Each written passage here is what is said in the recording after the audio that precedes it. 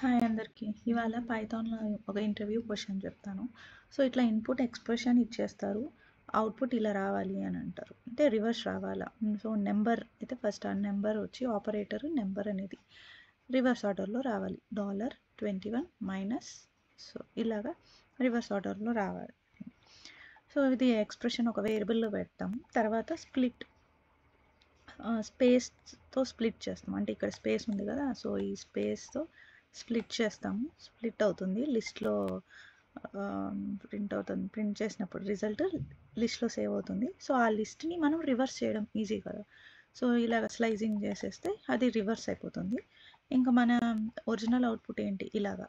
ఇప్పుడు కామాస్ లేకుండా స్పేస్ కావాలి. సో, స్పేస్‌తో మనం జాయిన్ చేసేస్తే మనం కావాల్సిన అవుట్‌పుట్ అనేది వచ్చేస్తుంది.